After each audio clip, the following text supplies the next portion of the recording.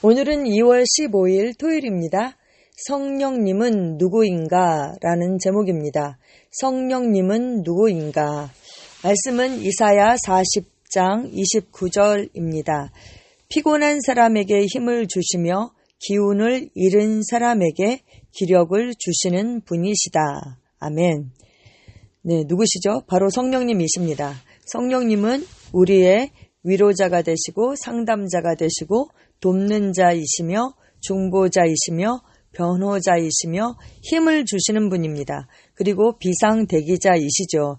이사야서에서는 40장 29절에 피곤한 사람에게 힘을 주시며 기운을 잃은 사람에게 기력을 주시는 분이시다. 이렇게 말씀하고 있습니다. 그래서 우리가 어떻게 됩니까? 30절, 31절에 소년이라도 피곤하며 곤비하며 장정이라도 넘어지며 쓰러지되 오직 여호와를 앙망하는 자는 새 힘을 얻으리니 독수리가 날개치며 올라감 같을 것이요 다름박질하여도 곤비하지 아니하겠고 걸어가도 피곤하지 아니하리로다. 이렇게 말씀하고 있습니다. 할렐루야. 아멘, 아멘. 왜요? 성령님 때문입니다. 아멘. 네, 그 성령님께서 우리 안에 계십니다. 우리가 원하는 만큼 주님은 자신이 누구인지를 알리려고 하늘나라의 그 편지를 우리에게 보내지 않으십니다.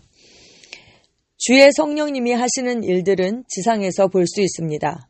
성령님은 한 인격체로서 행동하시는 하나님이십니다. 네, 창조는 이렇게 되었습니다. 땅이 혼돈하고 공허하며 어둠이 깊음 위에 있고 하나님의 영은 물 위에 움직이고 계셨다. 아멘. 그리고 하나님께서 빛이 있으라 말씀하셨고 그 빛이 존재하도록 하신 분, 그 분이 바로 성령님이시죠.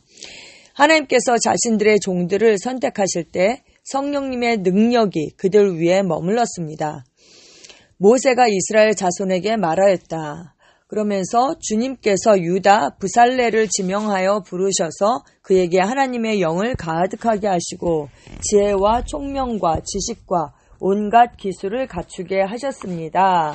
라고 말씀하고 있습니다. 그리고 또한 주님께서는 남을 가르치는 능력도 주셨습니다.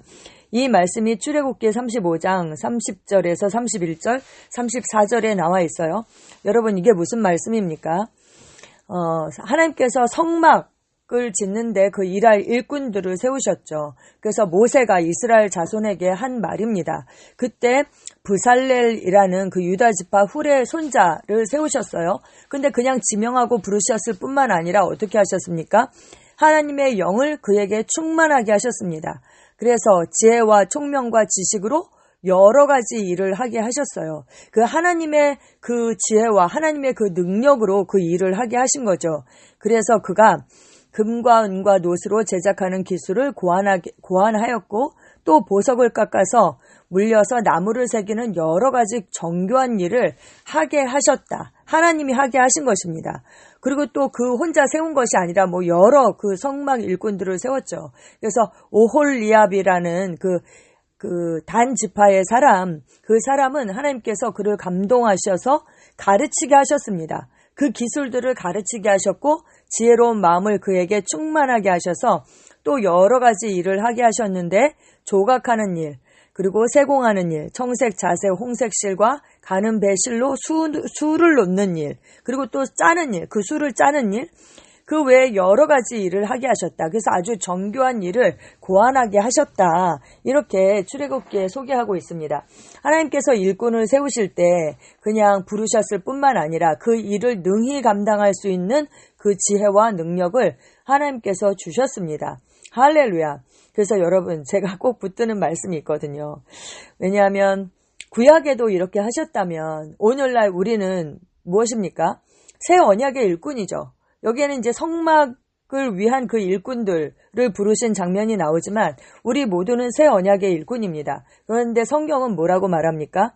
우리가 그리스도로 말미암아 하나님을 향하여 이 같은 확신이 있으니 우리가 무슨 일이든지 우리에게서 난 것 같이 스스로 만족하는 것이 아니니 우리의 만족은 오직 하나님으로부터 나느니라. 이렇게 말씀하면서 그가 또한 우리를 새 언약의 일꾼 되기에 만족하게 하셨다. 충분하게 하셨다. 자격이 있게 하셨다. 예, 성경은 그렇게 말씀하고 있습니다. 그래서 제가 이 말씀을 꼭 붙들고 저의 부족함을 볼 때가 사실 많이 있잖아요. 근데 저의 부족함이 이렇게 그런 생각이 올라올 때마다 예, 진리를 선포하는 거죠. 하나님께서 나를 부르셨다면 마땅히 이 일을 능히 감당할 수 있는 그 능력과 지혜도 함께 주셨다. 그리고 그 자격이 사람에게서 오는 것이 아니라 또 저 자신에게서 오는 것도 아니고 하나님으로부터 그 자격이 오고 하나님께서 나를 새 언약의 일꾼 되게 만족하게 하셨다. 제가 이 말씀을 꼭 붙들고 있습니다. 아멘, 아멘, 아멘. 또 사사들도 마찬가지입니다. 그 온니엘 첫 사사가 세워지는 과정을 보면 주님께서 이스라엘 자손 가운데서 한 구원자를 세우셨는데 그 주님의 영이 그에게 내리시니 온니엘은 이스라엘의 사사가 되어 전쟁터에 싸우러 나아갔다. 네, 그 전쟁터에서 싸울 수 있는 힘, 그것이 바로 하나님의 영이 그에게 내려서 그와 함께 했기 때문입니다. 또 사사들 후에 선지자 사무엘은 평생 동안 온 나라를 인도하였습니다. 마지막 사사죠. 그러면서 어떻게 그렇게 할 수 있었을까요? 하나님의 사람들이 성령의 감동을 받아서 한 것입니다. 라고 베드로후서 1장 21절에 말씀하고 있습니다. 왜냐하면 이제 사무엘이 이제 예언도 하고 그랬잖아요. 예언 학교가 있었잖아요. 근데 거기에 보면 예언에 대한 말씀이 베드로후서 1장 21절에 나오는데 예언은 언제든지 사람의 뜻으로 낸 것이 아니요 오직 성령의 감동하심을 받은 사람들이 하나님께 받아 말한 것이다. 이렇게 말씀하고 있습니다. 미가 선지자는 이렇게 증거했습니다. 그러나 나에게는 주님께서 주님의 영과 능력을 채워주시고 그 주님의 영과 능력을 채워주셨기 때문에 미가 선지자도 그렇게 예언하고 그렇게 선지자의 그 역할을 할 수 있었던 것이죠. 이것이 바로 성령님의 모습입니다. 이것이 그리스도께서 약속하셨던 성령, 즉 창조적이고 능력을 부어주시고 능력과 확신과 미덕의 영으로 치유하는 영인 지혜와 지식의 영입니다. 우리의 하늘 아버지께서는 우리와 함께 있게 하시려고 성령님을 보내십니다. 성령님은 결코 우리를 떠나지 않으십니다. 네, 감사한 것은 구약에는 이렇게 그 능력이 성령님이 그들 위에 머물렀다가 그 일이 맞춰지면 떠났지만 우리는 그렇지 않죠. 예수님께서 그 보혜사 성령님을 우리에게 보내주셨고 그분이 우리와 영원히 함께 하신다. 그러니까 그 능력의 원천이 바로 우리 안에 있는 것이죠. 할렐루야. 관건은 우리가 그것을 얼마나 인식하며 그 능력을 풀어놓으며 사는가. 바로 그것입니다. 요한복음 14장 16절에서 18절은 말씀합니다. 내가 아버지께 구하겠다. 그리하면 아버지께서 다른 보혜사를 너희에게 보내셔서 영원히 너희와 함께 계시게 하실 것이다. 그는 진리의 영이시다. 세상은 그를 보지도 못하고 알지도 못하므로 그를 맞아들일 수가 없다. 그러나 너희는 그를 안다. 그것은 그가 너희와 함께 계시고 또 너희 안에 계실 것이기 때문이다. 나는 너희를 고아처럼 버려두지 아니하고 너희에게 다시 오겠다. 이렇게 말씀하셨습니다. 할렐루야. 다른 보혜사를 우리에게 보내주셨습니다. 아버지께서 약속대로 우리에게 주셨어요. 여기서 다른 보혜사, 알로스 파라클레토스라는 그 헬라어이죠. 우리와 함께 가도록 부르심을 받은 분이라는 뜻입니다. 네, 성령님께서 우리 안에 계셔서 영원히 우리와 함께 하시고, 우리 안에서 우리와 함께 가실 뿐만 아니라 우리를 도우시는 분, 그 영어로는 여기에서 다른 보혜사를 그 comforter라고 그렇게 됐어요. 그래서 위로자. 그래서 다시 말하면 위로자로서 우리와 함께 가도록 부름을 받은 분. 근데 이제 위로자라는 이 단어와 동의어를 확대 번역본은 다 적고 있거든요. 이 성령님의 이름이 그 역할에 따라서 7가지가 되는 거예요. 시작할 때 말씀드린 것처럼 위로자, 상담자, 돕는 자, 중보자, 변호자, 힘 주시는 자, 대기자, 할렐루야. 이런 분이 우리 안에 계십니다. 아멘.